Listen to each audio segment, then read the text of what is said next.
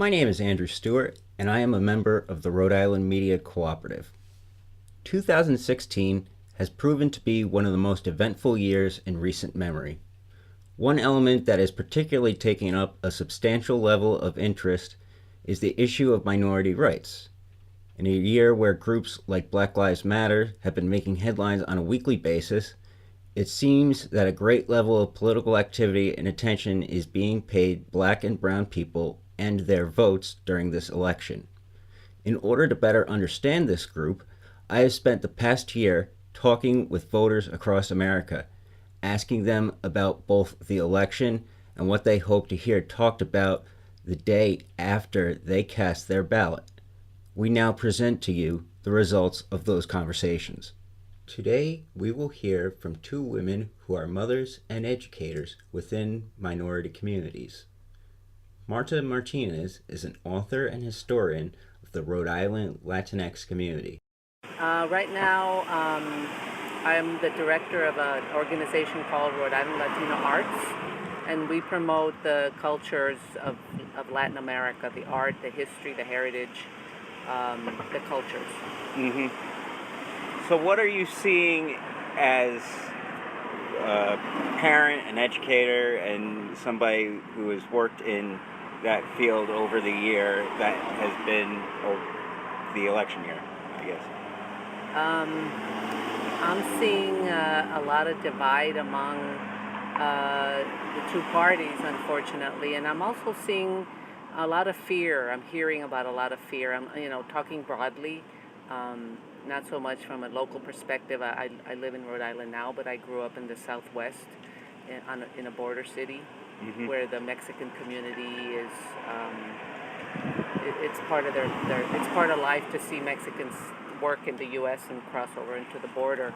And I do travel there a lot, and I always approach things in that perspective, where the Latino community is a big part of the American history, and people forget that the United States actually began as a part of Mexico, and Latinos are very ingrained in that, not only in the national history but in the local history. And there's been some fear from people living in border cities.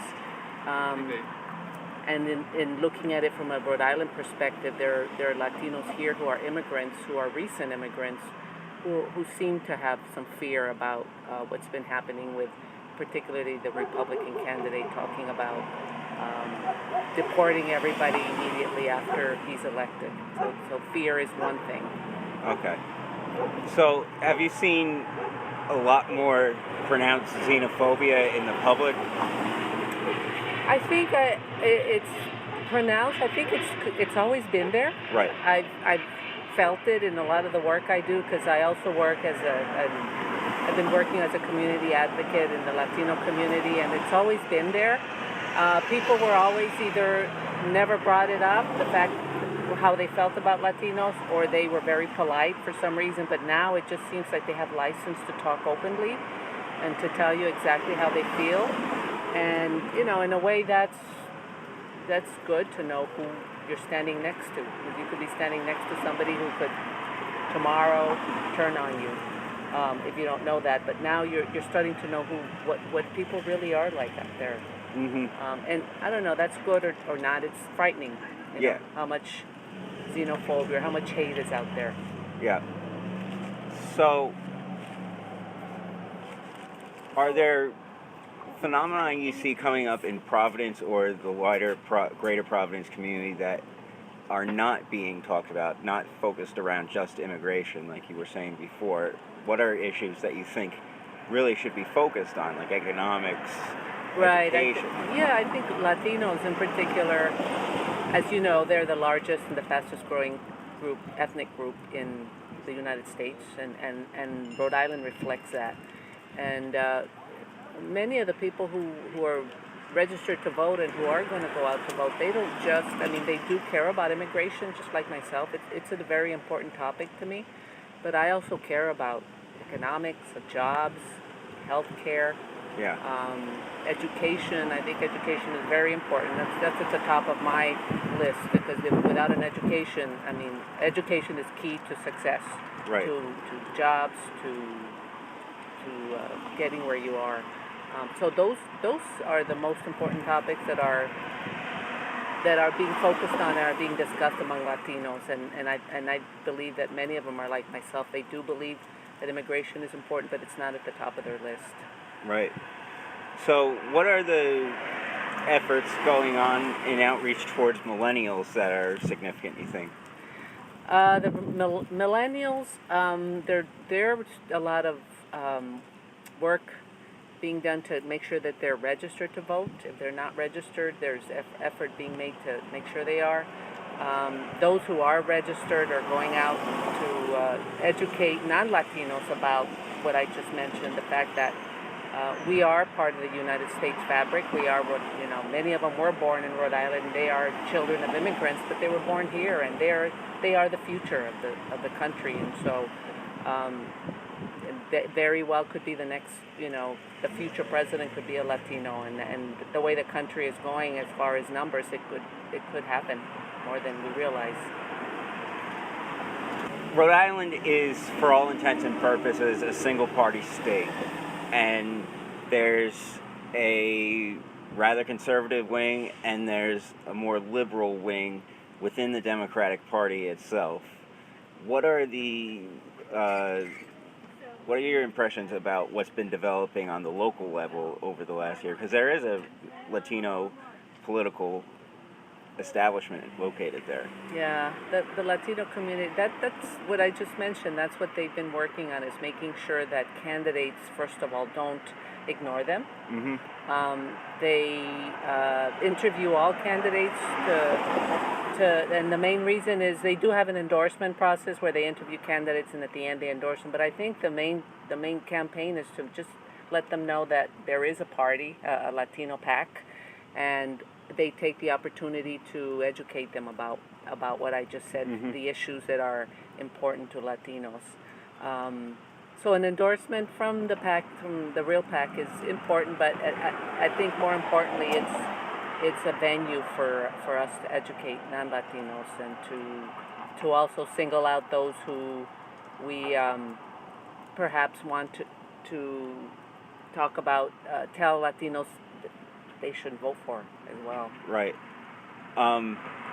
In terms of Providence, it's got a Latino mayor. It's got a very significant Latino student population that is not prosperous in terms of the economic ladder. It's still in the lower tranches of the economy.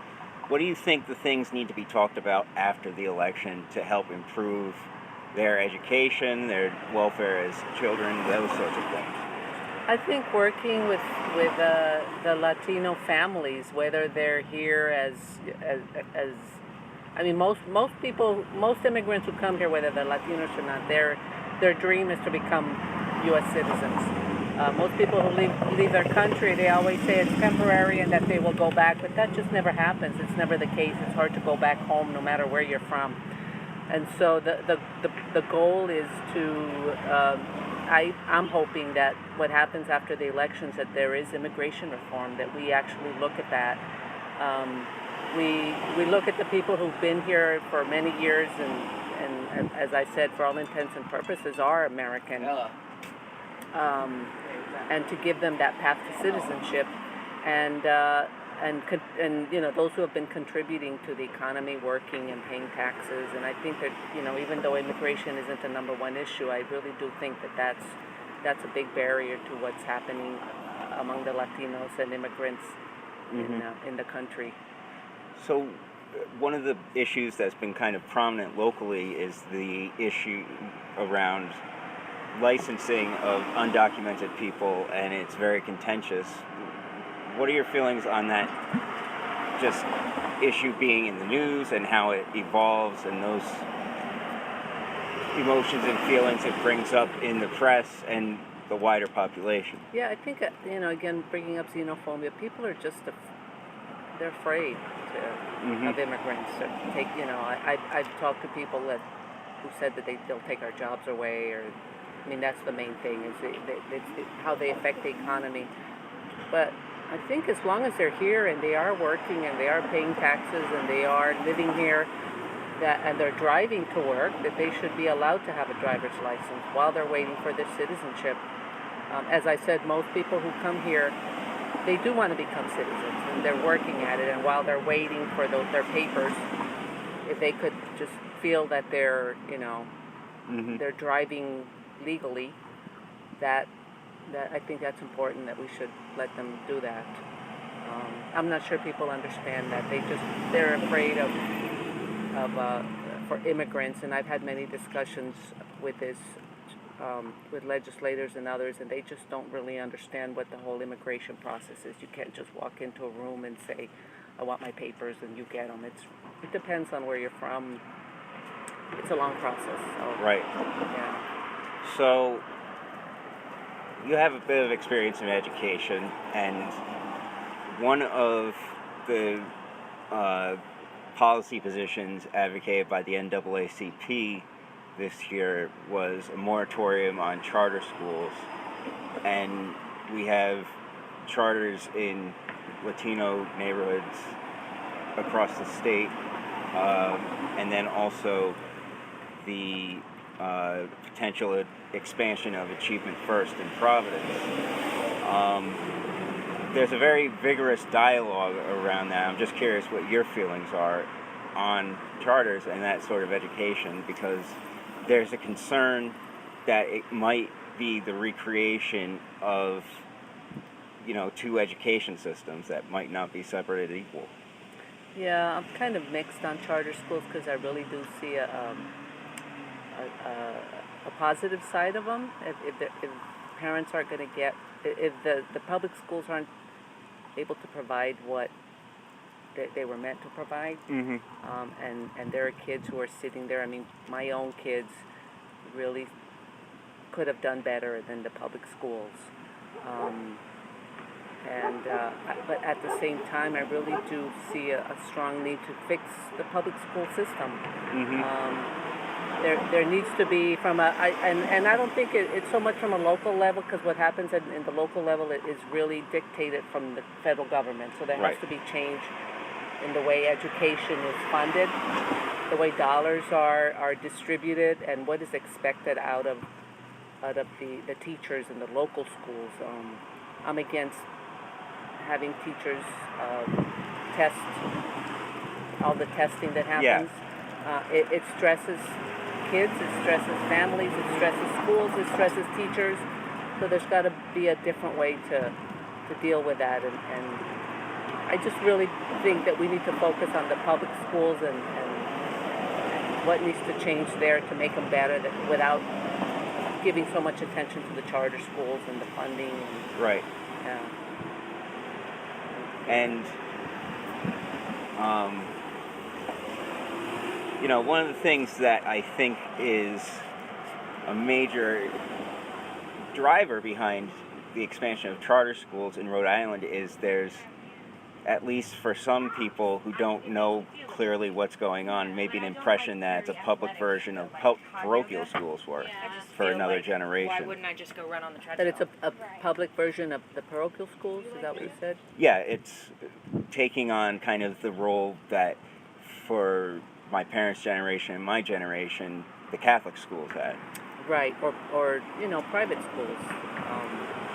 There is people believe that. I think that, and I think the way they're portrayed. There's the other side too. There's teachers that I've talked to that also feel that they're not necessarily, that they feel so bound with what's happening in the public schools that even the good teachers leave the public schools to go teach in charter schools, because there's more flexibility. So parents believe there's more flexibility. Teachers feel there's more flexibility in the way the curriculum is provided, and you're not bound by all the Common Core that the federal government imposes on everybody. And so there's bottom line is I think we really Yeah. need to look at the public schools and fix them. Mm-hmm. Yeah. Are there any other points you think are worth discussing or talking about here? I just strongly believe, as far as the Latino community, that we have to look at we have to look at our history and where we came from, and the millennials need to the young people now, the 20s and 30-year-olds were not necessarily those who were born here. Their parents are still here. The history is very young. The Latino community got started in the 1950s, so there's still a lot of people here who came, and if it wasn't for the Latino community, in two cases, the state would have, for example, in Central Falls, if the Colombian community hadn't come in and saved the mills, Central Falls would have really not existed the way it does now. They saved the mill. They save jobs. Mm-hmm. Providence the same way, and if people stop and realize that it's, Latinos and other immigrants really do contribute strongly, and if it wasn't for the hard work that they put into what they do, that the state wouldn't be where it was. Yeah. Yeah. And do you have any impressions regarding just demographics, whether it's economic stancing, what are we seeing the development of kind of a vibrant Latino middle class? Are we seeing more poverty than we see in other demographics? Anything around those lines? I think I've been in Rhode Island. I wasn't born here, but I've been here for just 30 plus years, and sometimes I look at the Latino community and I feel like nothing's changed.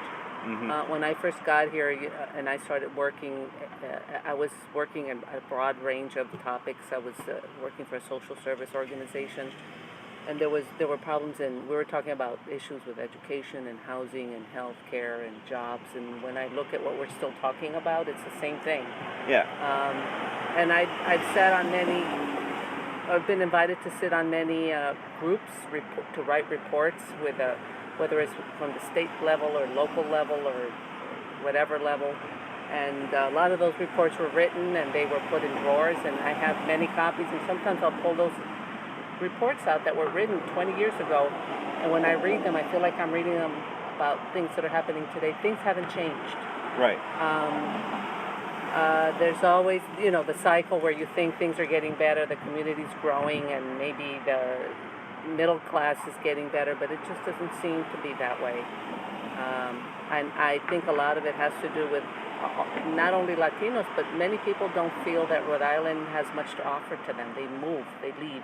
Mm-hmm. They come here, they have their kids, they have families. Their kids are the ones who leave to look for other opportunities. So it's not just Latinos. I just think that the issues just keep kind of rehashing themselves. Are there any health trends that, for example, I know in African American communities there's high prevalence of asthma, diabetes, and underdiagnosis of learning or mental issues caused by just undertreatment or exposure to environmental racism is what it's called. Yeah. So I think that's what's happening with the Latino community. Similar, is that there's environmental exposure that families can't afford to live in better housing, so they'll just they'll rent in apartments and houses that don't have the best environmental. They're hazards, and their kids get sick. There's high lead poisoning. There's high asthma, lung disease, and it's mostly those issues with young kids, and then they really don't understand, and landlords take advantage of that, and they'll rent to immigrants and Latinos.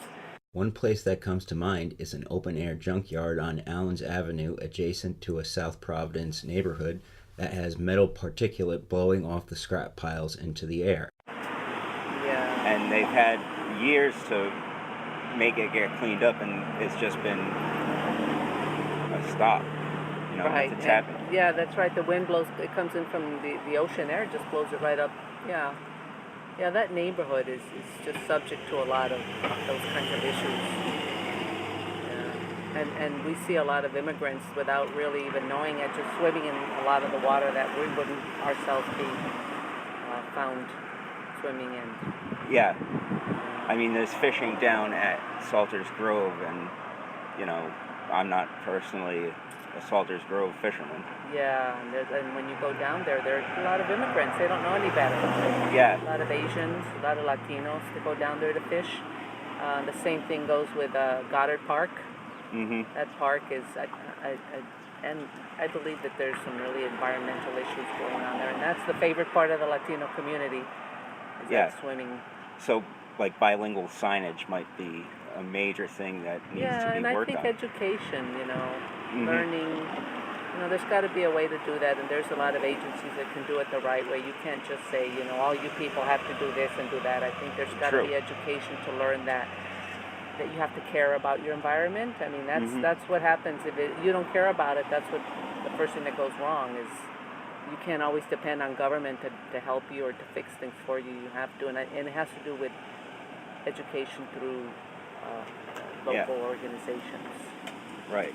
Uh, So, in general, it seems like, based on this uh, growth of the Latino demographic, that America is going to become a bilingual, or even more than that, multilingual society within the next 50 years. And there's a lot of people who are being dragged kicking and screaming. Do you have any thoughts on that? I think it already is. I mean, when you look at, I always enjoy watching some of the commercials that are just very regular. It has nothing to do with politics or what, that are now bilingual. Okay. Or you'll even see little things, subtle things in the background or on the table that are Spanish or bilingual, Right. and that's slowly happening. Or people talking in Mhm. Spanish and answering in English. I think that's a way of us understanding that it's already happening. Right. Yeah. Yeah. I mean, what jumps to my mind is a comparison to like Quebec or Montreal, where you see all the street signs are bilingual, or even in certain parts, it's all French language Yeah. with the municipal signs that are produced. Right. Yeah. And like just yesterday, I was somewhere and I noticed a lot of Spanish up in Massachusetts. So people are understanding, government or local groups are understanding that you really do need to have bilingual signs. And Latinos are still coming. They're young to this part of the country. Mhm. They're young enough so that you have to do that. You have to have bilingual signs. Young meaning not in age, but in their time in the U.S. Right. And that's a good way to handle it, just to make sure that the signage and the information is bilingual, so that those who don't speak English well get it, and then Right. take it from there. Are there any other points you want to bring up in closing? No, I just think that the U.S. is a Latino country. It is. We are the largest country, and people keep saying 10 or 15 years from now, but I think it's happening now. Right. Latinos have in Rhode Island. It took a long time for us to get a Spanish-speaking mayor, a Latino mayor, and now a second one. And then in Central Falls it happened as well. But it was an important move to show that we do have, we're at that level in time where we are leaders. Right. And in the case of two of the cities, they're young. They're not necessarily 50 and 60-year-old men. They're young men. Right. And they represent that young millennial group of voters that we need to pay attention to. Antoinette Gomes is director of the Rhode Island College Unity Center, a multicultural affairs department. Its mission is to promote accessibility of educational services and the opportunity for excellence to all students through collaborative programming among its student affiliates, faculty, staff, and the wider community. So, Antoinette, you work with a lot of students in public education setting. What are you seeing a lot of students talking about this fall in regards to the election?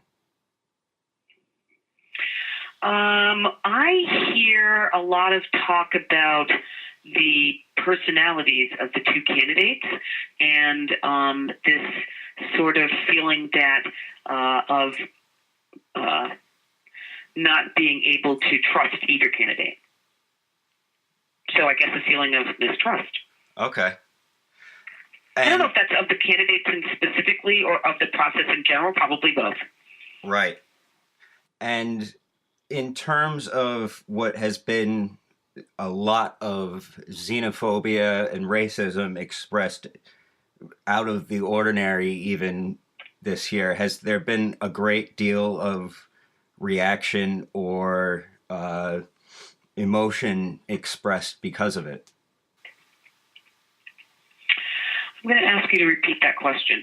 So, have students been getting very upset by the amount of xenophobia, racism, and nativism that's been coming out over the last 6 to 12 months from Mr. Trump? Yeah, I think it is upsetting, but how it upsets individuals, I won't really speak to that. I can talk about some of the commentary that I hear from the youth that I work with. So comments like, "This is the worst I've seen it." Mm-hmm.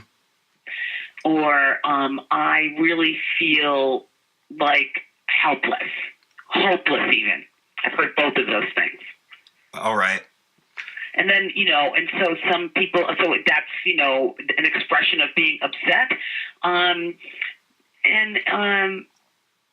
But there's also commentary about wanting to be okay with the fact that you are fearing people from other countries because of what's been happening around, so there are some expressions of Islamophobia specifically.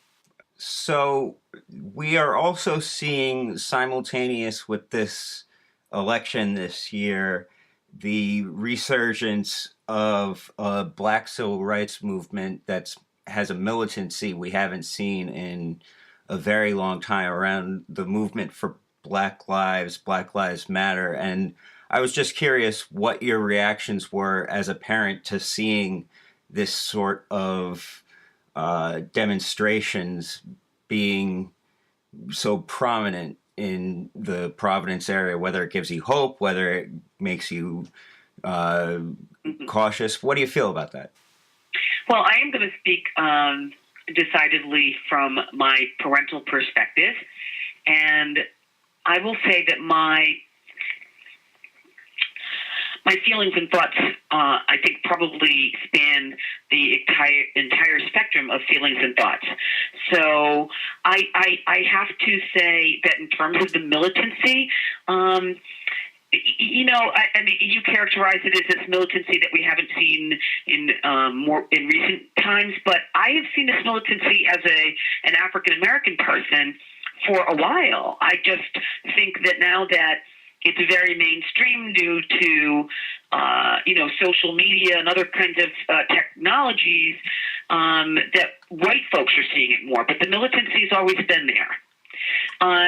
It's been there as long as these sort of disparate social occurrences have been. So, as long as Black folks have been treated poorly by institutions across the country, then the militancy has been there. It probably just hasn't been as visible or as audible, right?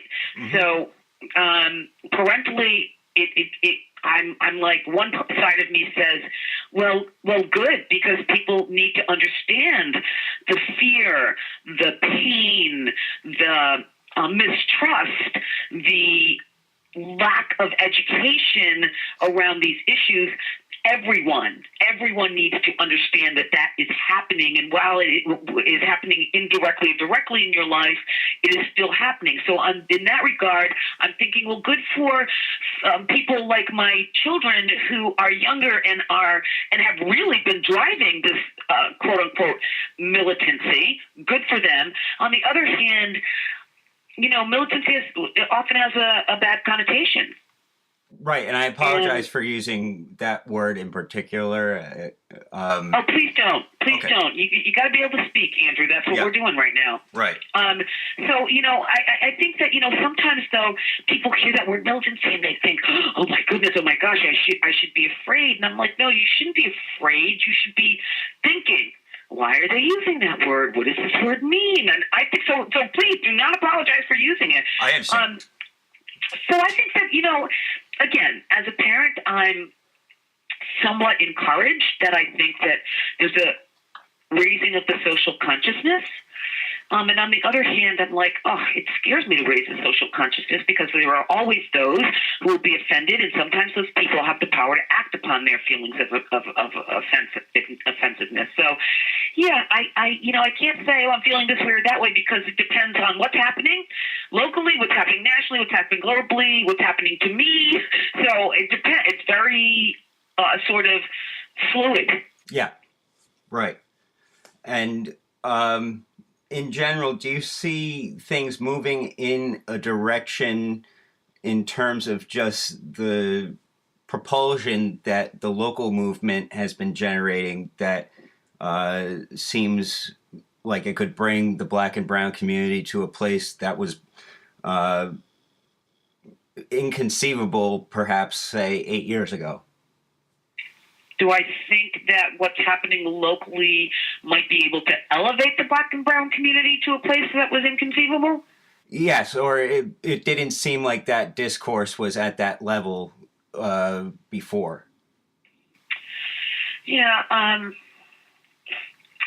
I can't. I'm not going to lie. I can't say that I'm like, oh well, this is great because I really see that this change is coming down the pike, and so all of this protest and outspokenness is really very positive, making a big positive difference.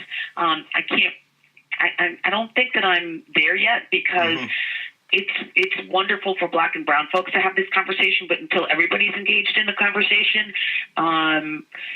everybody, Black, brown, white, red, whatever, and poor, business owners, laborers, so politicians, until everybody feels like they are stakeholders in, our social outcomes. I don't see a lot of change happening, just a lot of more cyclical stuff. Gotcha.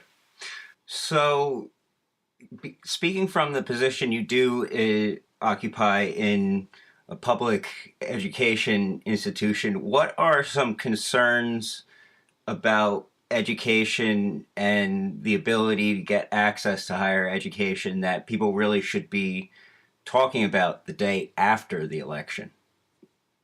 Cost. Yeah, they should be talking about cost because, most people can be educated. Most people, I wouldn't say most people, but a lot of people want to be educated. So I think that there's a couple things that should definitely be in the national discourse. One of them is the cost of public education. I think public education should be strong, and it should be available to folks who want to utilize it. Private education, well, it's private, so there's less public influence over private matters, right? Mm-hmm. And I personally think that all education is free for those who seek it would be nice, but I don't think that that's feasible in this capitalist country. But for public education, the costs need to be low. They need to be low enough that they don't widen gaps along identifiable measures like race and income and zip code. So I think cost is one issue. I also think that, quite frankly, the way education is perceived needs to be completely and utterly rethought because everybody doesn't need a 4-year liberal arts. And I'm a liberal arts person. I like liberal arts. But it's not for everybody. It's not for everybody. And we need to start valuing different kinds of education, different disciplines. We need to start valuing it and understanding that it's a good thing to look at it differently because then our education system can kind of keep up with the evolution of our technology, our demographics, et cetera, et cetera. Right. Thank you for listening today, and please tune in for other episodes of this series as they are released by the Rhode Island Media Cooperative. You can follow along through our Facebook page or on Twitter via @RI Media Co-op.